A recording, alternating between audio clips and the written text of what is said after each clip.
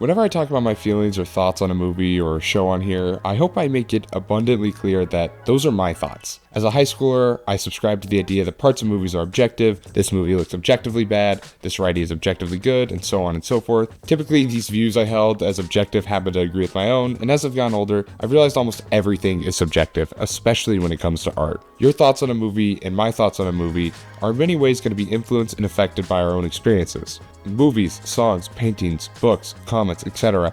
are going to potentially affect you in a way that will possibly have no effect on me at all because we've cultivated opinions and wants over our entire lives that in some way affected our view on the art we consume. So, while I try to stay as objective as possible, my personal bias is going to be present and slip through the cracks every time. I say all this to say, it's impossible for me to be unbiased when it comes to Spider-Man movies. I know that Far From Home being the same score as Eyes Wide Shut and Jackie Brown doesn't make a lot of sense, and it's hard to argue that those are the same level quality of movies. But at the end of the day, man, when a Spider-Man movie works for me, it's hard to not love it. So I'd like to highlight a Spider-Man movie that honestly seems to have a pretty negative reputation on YouTube and among Spider-Man fans. Spider-Man Homecoming. Now, this is probably me having internet, Twitter, TikTok, who knows what brain, and yeah, I get that, but I feel like I've seen a plethora of videos discussing how bad a Spider-Man movie this is and how much it misunderstands Spider-Man. No hate to those YouTubers or their opinions. Like I said, art is subjective, but I want to argue my case. I think Homecoming really gets Spider-Man and is up there for my favorite live-action Spidey for a few key reasons.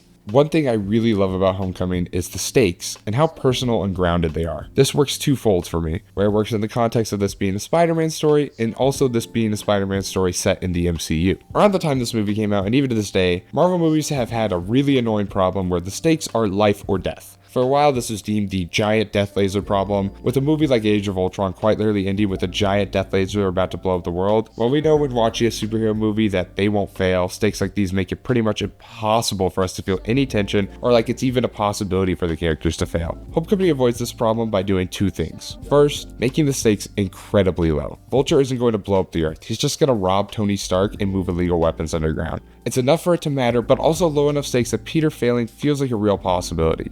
And the second thing it does right is making the stakes largely personal. While we do have the threat of Vulture stealing from Tony Stark and selling weapons, those alone aren't enough, and having personal investment for Peter adds a lot. Peter failing here is less so about who will get hurt and more about him failing to prove himself. Although the way they get there is somewhat different than normal, I think this does a really great job of portraying the whole great power comes great responsibility thing. The suit is very clearly a thinly veiled metaphor for that literal responsibility that has been thrust on Peter and how he has to manage that. He wants so badly not to fail, and I think that's why this feels like Watt's most personal and meaningful story of the trilogy. I mean, Watts in an interview for No Way Home quite literally said, Homecoming is about a kid who gets a huge opportunity, is so afraid he'll miss his chance that he creates a disaster. That was my fear. What if I screw the whole thing up? The reason why I think the third act works so well is that the stakes are so deeply personal and more so related to Peter's situation rather than being some garbage about saving the universe or stopping Thanos. Spider-Man should, for the most part, be a pretty low stakes guy. The MCU has missed this time and time again, but Spider-Man isn't an Avengers level hero. Most of the time he's chilling with Daredevil, the Fantastic Four, he's beefing with the Punisher. The streets of New York are his domain, and it's been anything but that so far in the MCU, except for Homecoming. The Iron Man of it all doesn't bother me too much here. He works as enough of a motivating factor for a movie that is trying to avoid a classic origin while still doing a new Spidey story. Spider-Man isn't bouncing most of his jokes off Doctor Strange, Captain Marvel, or some Avenger. He's joking with the local bodega guy, trying to impress people at parties and nervous about talking to a girl at the dance. His world and stakes feel tangibly smaller. While I, like many at the time, were getting pretty sick of Spider-Man seemingly not being able to escape the high school setting, I think this is the best job out of all live-action movies at showing us a fun take on him being new to the job and captures the high school charm well here. First of all, Homecoming is really damn funny. It's clearly going for a goofy high school comedy in the vein of Breakfast Club, Empire Records, you name it. It's obviously not as good as any of those, but it still does a pretty decent job of being a pretty funny high school movie.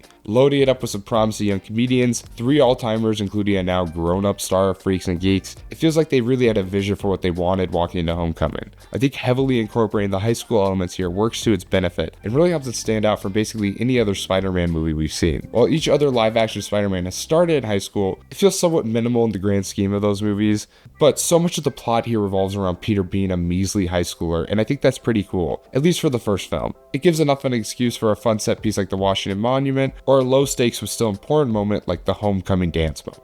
Something about Spider-Man that's really important is portraying how much of a sacrifice or burden being Spider-Man is. The best Spider-Man movies and stories show how much Peter has to give up to be Spider-Man, the sacrifice he makes. Raimi nailed this mainly through the Mary Jane standpoint, while also emphasizing it through his struggles in school and with his career. Garfield's Spidey is mainly supposed to learn this through Gwen, but it doesn't work very well there if I'm being honest. And while I'll concede and say that they do put Holland through the most sacrifice in No Way Home, I think the small sacrifices they make Peter make here work for me really well. Peter isn't giving it all up. To keep up with the theme of emphasizing how little this movie is meant to matter or count in the grand scheme of things, Peter's sacrifice and his choice to do what's right is really effective here. Like I said, the stakes aren't that high. Peter isn't stopping the world from exploding, but he knows at the end of the day, somebody is doing something bad, and it's a guy like his responsibility to stop him. The homecoming scene and the entire final fight work really well for me because of those super low stakes, and the majority of the tension here being personal just works for me. It's as simple as that. Peter says no at the homecoming dance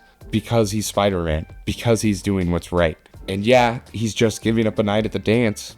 Making him make a smaller, tougher choice like that means more to me personally than him giving up everything to save the world. It emphasizes that no matter what, he's Spider-Man and Spider-Man's gonna do the right thing.